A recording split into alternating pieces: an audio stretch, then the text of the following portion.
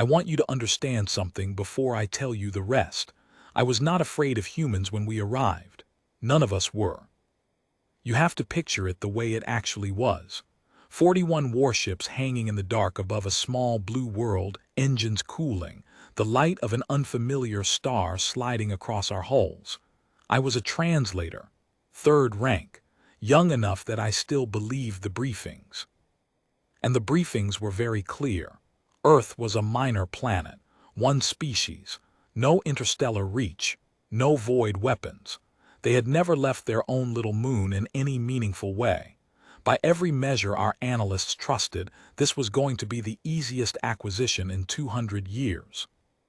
So why, then, did the order come down from high command that we were not, under any circumstance, to land a single soldier in the first 3 days? I remember asking my section officer about it. Her name was Vesh. She had served longer than I had been alive, and she had the kind of calm that you only earn by surviving things. She didn't answer me right away. She just looked at the planet on the viewing wall for a long moment. Then she said, "Because the ones who studied them told us to be patient, and the ones who told us to be patient were the only ones who came back." I laughed. I actually laughed. I thought it was a story they told recruits. I was so stupid. Let me back up. Let me tell it properly, the way it happened, so you feel it the way we felt it. We came out of the deep fold on the far side of their moon. Standard approach. You arrive where the planet can't see you, you let your sensors drink in everything, and you build your picture of the enemy before they even know you exist. That was doctrine. That was how the coalition had swallowed 40 civilizations before this one. The picture we built was almost insulting. Their orbital infrastructure was thin, fragile little satellites. Some metal cans where a handful of them lived in a permanent low gravity. Their communications were loud and unencrypted, and everywhere you couldn't help but hear them. Billions of them all talking at once, this endless ocean of noise rising off the planet. Music, arguments, children, markets, prayers in 9,000 languages. It washed over our listening arrays like surf. Our intelligence officer, a gray-skinned old veteran named Corlin, pulled it all apart for us in the briefing chamber. He had this way of speaking, very dry, very precise, like every word cost him money. "They have no unified government," he said. "They are divided into roughly 200 competing territories. They war with each other constantly. They poison their own atmosphere. They cannot agree on the shape of their own history." Somebody in the back made a sound of contempt. Corlin didn't react. "Their weapons," he went on, "are crude, chemical propellants, splitting atoms in the most wasteful way imaginable. Nothing that could scratch a fold hull. By the standards of the coalition, they are, militarily, children with sticks." And then he paused. And this is the part I think about now, lying awake. He paused, and something moved behind his old gray face, and he said, "And every assessment team we have ever sent to a human world has reported exactly this. Children with sticks, trivial, easy. And every assessment team that recommended invasion has stopped transmitting within 40 days of the landing." The room went quiet.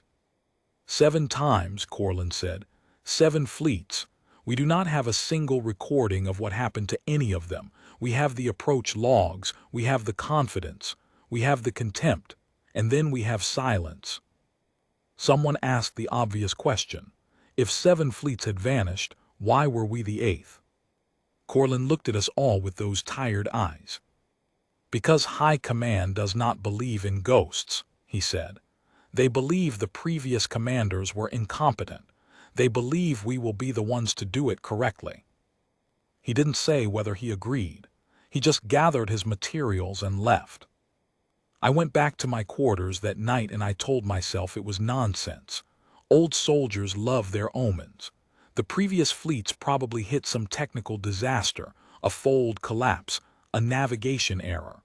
Space is enormous and unforgiving, and it kills you in 1,000 boring ways.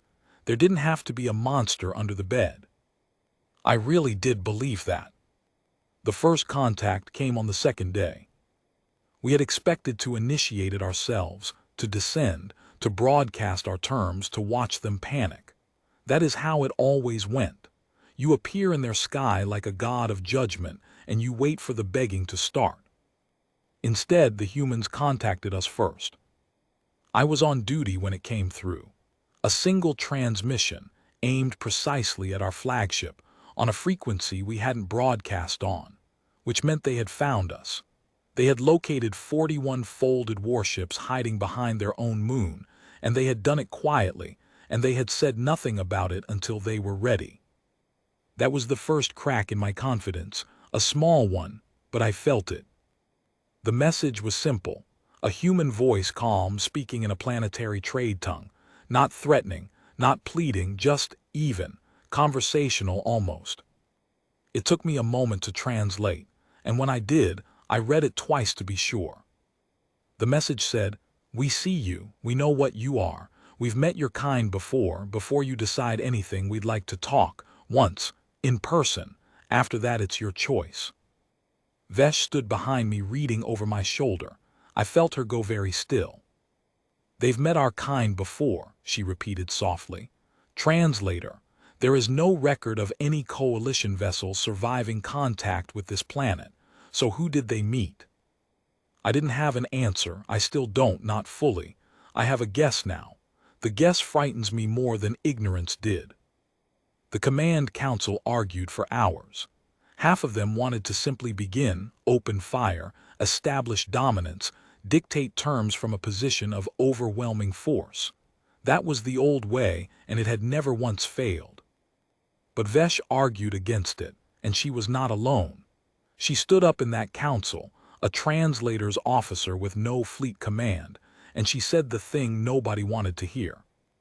7 fleets did the old way, she said. 7 fleets are gone. Maybe just once we try the thing the survivors recommended. We talk. We listen. We learn what killed the others before we volunteer to join them. In the end, fear won. Not courage. Fear. We agreed to the meeting because we were more afraid of the silence than of the humans. They sent up a single small craft. Primitive thing. Chemical engines, the kind Corlin had laughed at. It rose through their atmosphere trailing fire, slow and shaking, and it docked at our flagship like a minnow swimming up to a whale. I was assigned to the reception. Of course I was. I was the translator. 3 humans came aboard. I had seen them in our files, but files do not prepare you. They were smaller than I expected, soft-looking. No natural armor, no claws, eyes set forward in their faces like predators, but bodies that seemed almost vulnerable. One of them was clearly old, gray at the edges, moving carefully. One was young, alert, watching everything. And one in the middle who did the speaking. She was not large. She was not armed as far as our scanners could tell. She walked into a chamber full of coalition soldiers, soldiers from a civilization that had conquered 40 worlds, and she did not flinch. Not once.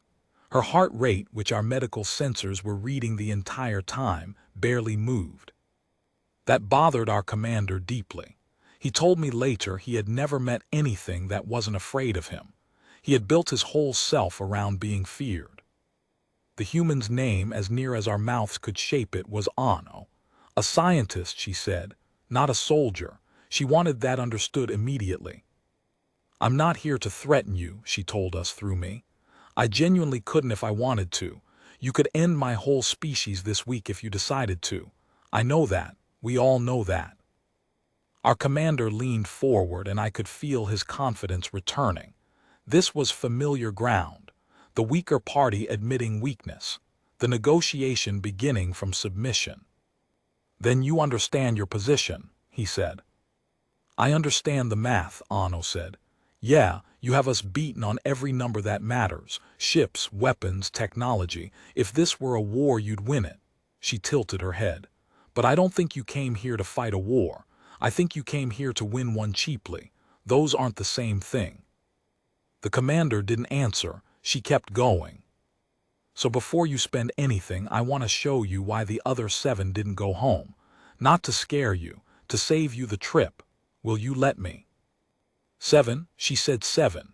The exact number Corlin had given us in the briefing, the number that was not in any public record anywhere, the number we had buried in our own classified archives.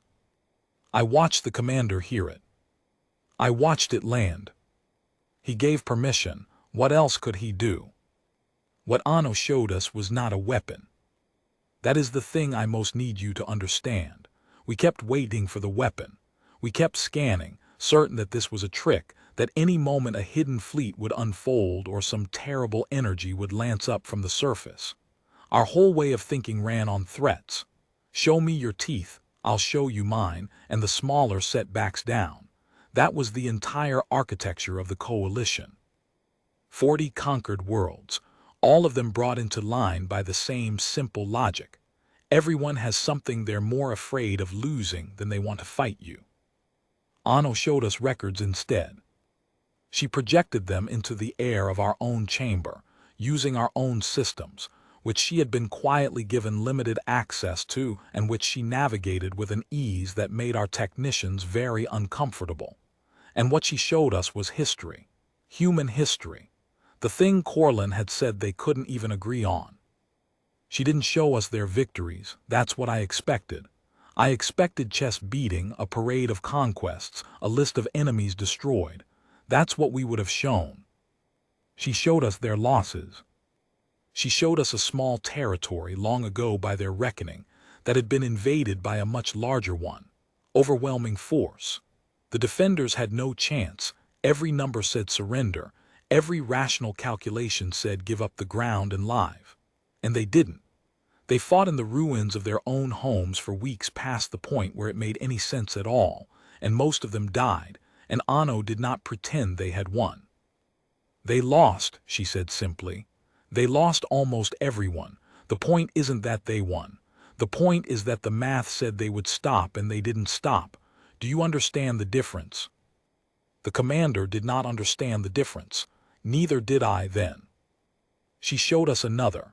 A single individual who had stood in front of a column of war machines, alone, with nothing, refusing to move. The machines had stopped. Not because he could have hurt them, he couldn't have. He was one soft body against tons of armor. They stopped because the beings driving them could not make themselves do the thing that came next.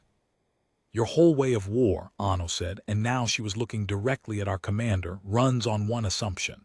That when the cost gets high enough, the other side breaks, that everyone has a price.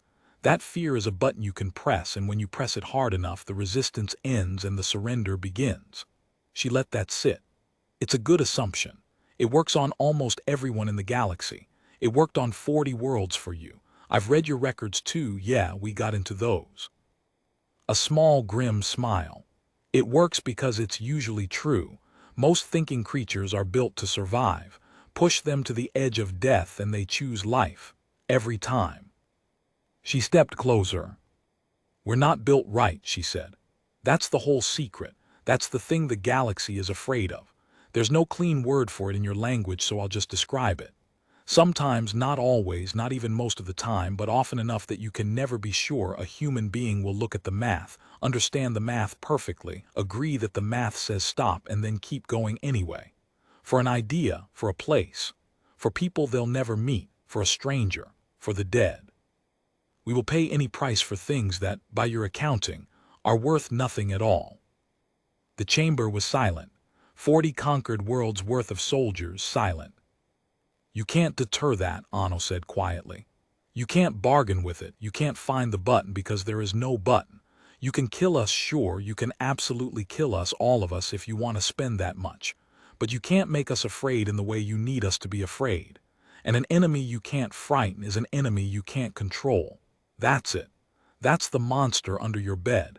It's not our weapons. It's that we don't break where we're supposed to. I translated all of this. Every word passed through me. And I remember my own voice shaking by the end of it, and I remember not understanding why.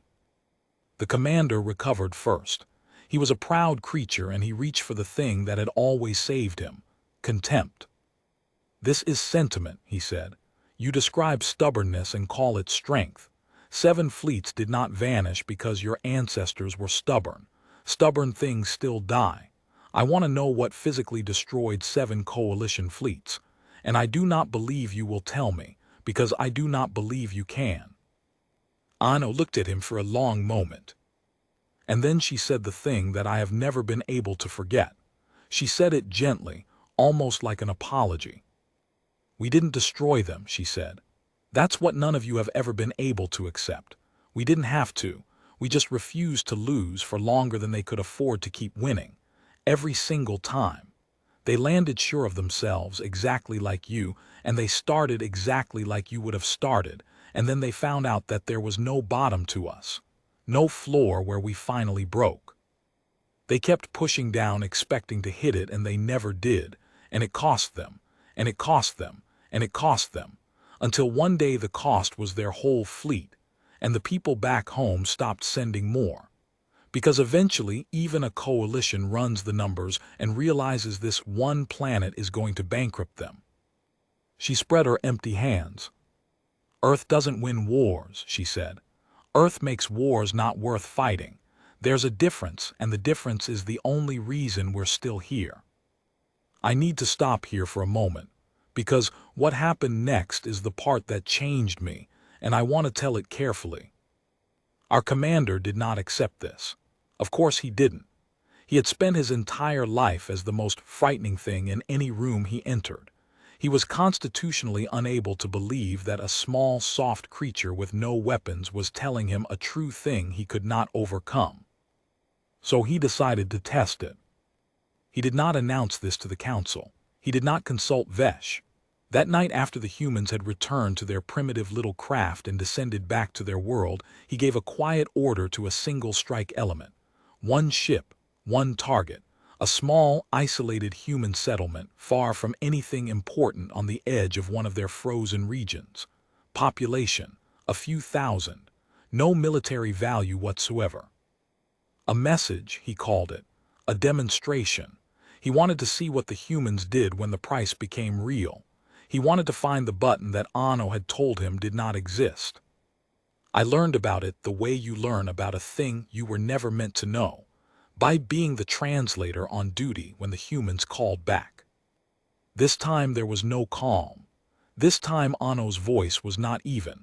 I could hear it even before I translated it, that human thing, that crack of grief and fury in the sound itself. She said, "There were 300 children in that settlement. You know that, right? Your scan saw them. You knew, and you did it anyway because you wanted to see what we'd do." She was quiet for a second, and then, "Okay, I'll show you what we do." That was all. The transmission ended. And nothing happened. That was the worst part. For 2 full days nothing happened. No counterattack. No fleet rising from the surface. No desperate primitive missiles flung at us in rage. Nothing. Our commander took the silence as victory. He stood on the command deck and told us that the human had been bluffing, that her whole performance had been theater, that the lesson of 7 fleets was simply incompetence, and now, at last, the 8th fleet would succeed where the others had failed. Vesh did not believe it. I watched her not believe it. She had read the old survivors' reports, the ones the recommending officers had written, the ones who told us to be patient. And in those reports, she told me later, there was always a phrase. The same phrase in different fleets across centuries. The humans don't answer when you expect them to. They answer when it costs you the most. On the 3rd day, our long-range communication stopped working. Not destroyed, stopped, as if something had reached into the network and simply turned a part of it off. We didn't understand how. We still don't, fully. They had been listening to us for so long, so quietly, learning our systems from the inside the way Anno had walked through our archives, and at the moment of their choosing they had closed a door we didn't even know they could touch. We were suddenly 41 warships that could no longer talk to each other cleanly, could no longer coordinate, could no longer call home. And here is where I have to be honest about my own people, because it does us no credit. We panicked. Not all at once. It started small. A ship reported sensor ghosts, contacts that appeared and vanished. Another reported that its crew was hearing things on the internal channels, fragments of human voices, those endless human transmissions somehow bleeding into our own private networks. Children laughing, someone singing, a voice reading what sounded like names, slowly, one after another, on, for hours. Names, Vesh realized. They were reading us the names of the 300 children, over and over, on every channel we tried to use. You cannot fight that. There is no weapon that defends against it. Our soldiers were trained to face fleets and fortresses and energy weapons that could split a moon. They were not trained for a grief that simply would not stop, broadcast into their own heads, refusing to let them forget what their commander had done. Ships began to turn on each other. Suspicion spread like a sickness. Was that vessel compromised? Was that officer hearing the voices? 2 of our own warships exchanged fire on the 4th day over a misread signal, and we lost more soldiers to that single confused exchange than the humans had ever cost us directly. That, I understand now, was the whole strategy. They never had to beat us. Anno had told us plainly to our faces. They just had to refuse to break and wait, and let us discover that we had no floor either, that under enough pressure, with no enemy to point our weapons at, a proud and frightened fleet will tear itself apart looking for a fight it can win. And the entire time, this is the part that finally broke something open in me, the entire time, the humans never fired a single shot at us. Not one. I want to tell you about the 5th day because the 5th day is when I stopped being a soldier of the coalition. I didn't decide it. It just happened to me, the way the tide happens to a stone. By the 5th day, 3 of our ships had gone dark on their own, not destroyed. Their crews had simply stopped responding. We sent a boarding team to one of them, the Servan, a heavy cruiser that had fought in 2 campaigns. The team went silent for an hour.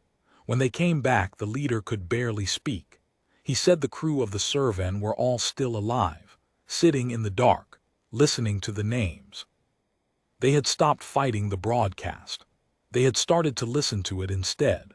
And once they listened, once they actually heard name after name after name, the 300 children read in that patient human voice, they could not pick their weapons back up.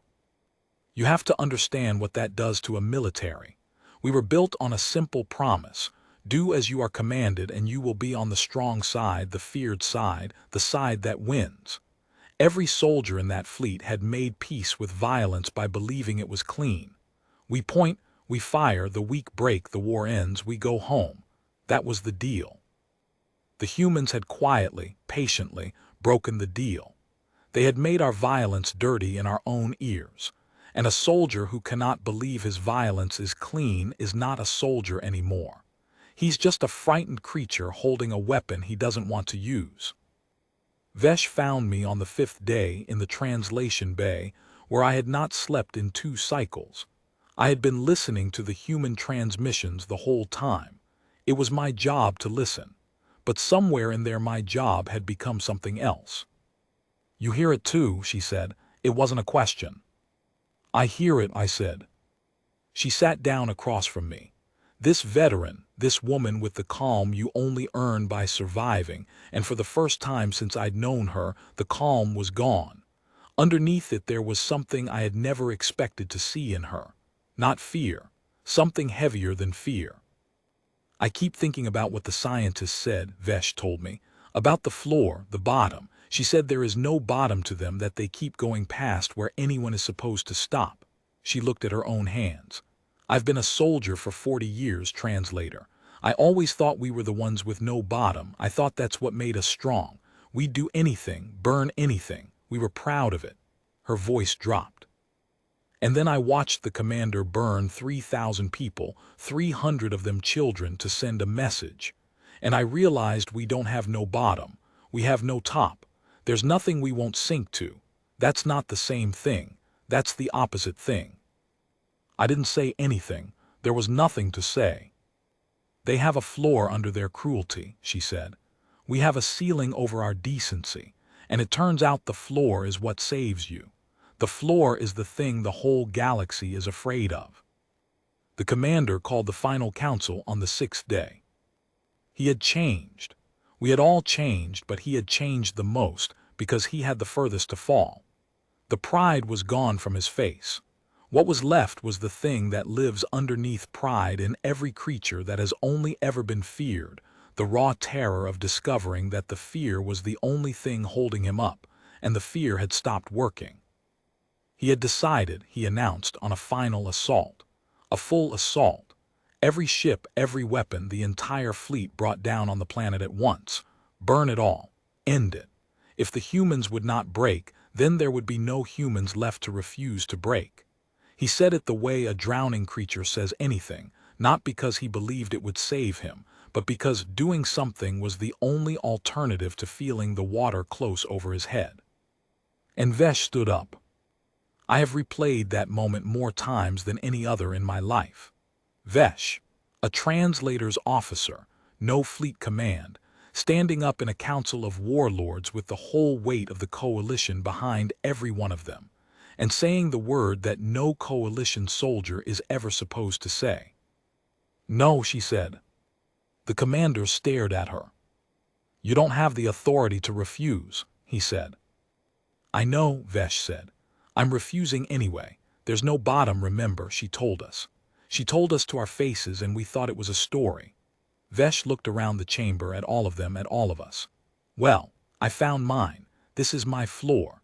I will not be part of burning a world full of children to prove that we're not afraid, when the truth is we have never in our whole history been anything but afraid, and we called it strength because we couldn't stand to call it what it was. She unclipped her rank and set it on the table. You want to know why the galaxy fears humanity, she said quietly. It's not the weapons. They told us that and it's true. It's that they make you look at yourself. You can't fight them without finding out exactly what you are.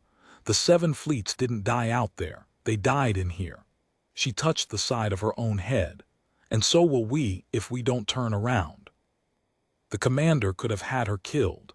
In any other moment of coalition history, he would have, and no one would have lifted a hand. But the council had been listening to the names for 6 days too. No one moved to stop her, and the silence that followed, that long, terrible, deciding silence, was the sound of an empire's whole machinery seizing up, because for the first time the people inside it were thinking about what they were instead of what they could take. That was when the 7th transmission came. It was Anno. Of course it was Anno.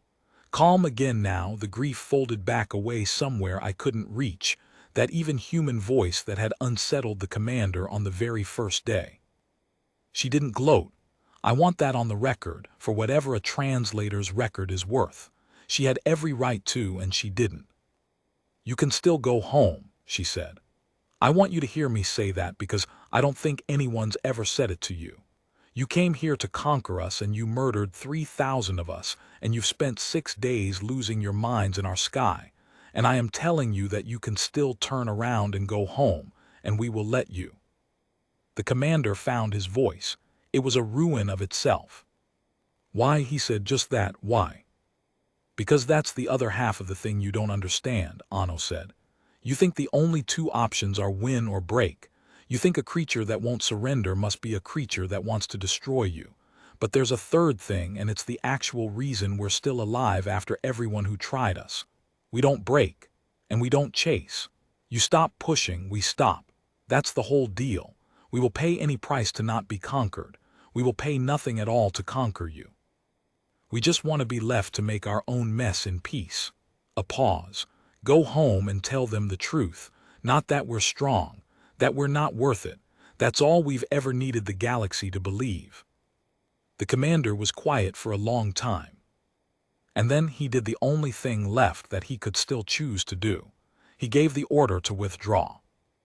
I translated it. My last act as a translator of the coalition. I sent the human ship the single word that meant we were leaving and would not return. And the human ship sent back a single word in reply, and I had to look it up, because it was an old human word and not in the trade tongue. The word was good. Not triumphant, not cruel, just good, like a parent who is relieved finally that the child has decided not to touch the fire. We folded out past their moon 30 hours later. 31 warships, not 41. The rest we left behind, dark and empty, crews who could not bring themselves to come home. The humans, as far as I know, never touched them. They just let them drift, monuments to a war that was never fought, in orbit around a small blue world that the whole galaxy had been right to fear, for entirely the wrong reasons. I did not fold out with them. Vesh didn't either.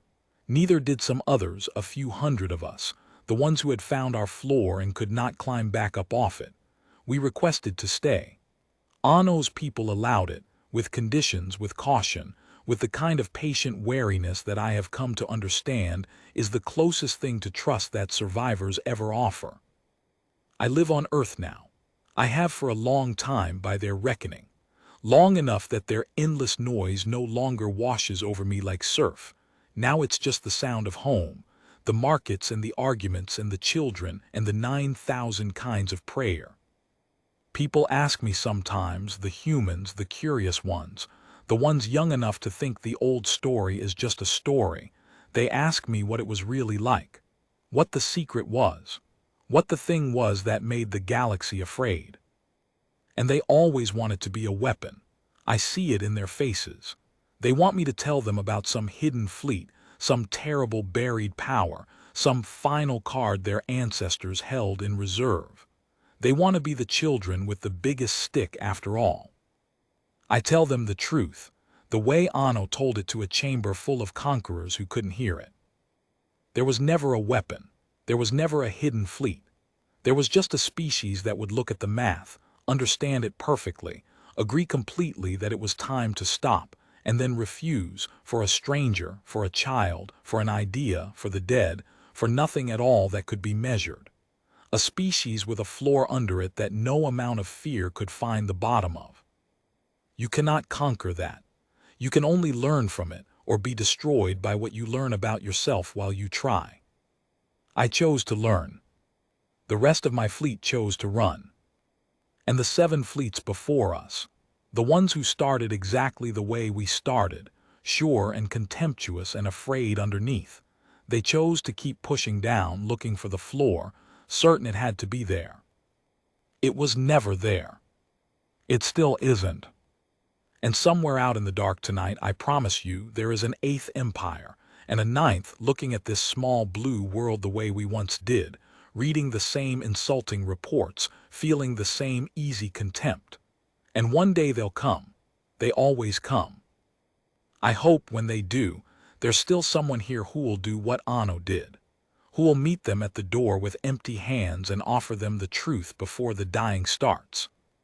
Because the galaxy was never afraid of our weapons.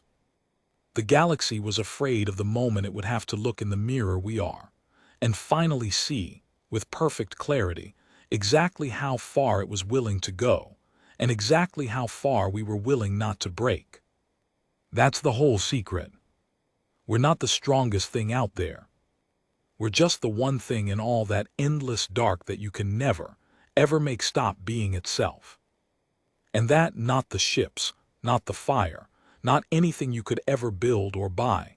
That is the reason the entire galaxy learned to leave the humans alone.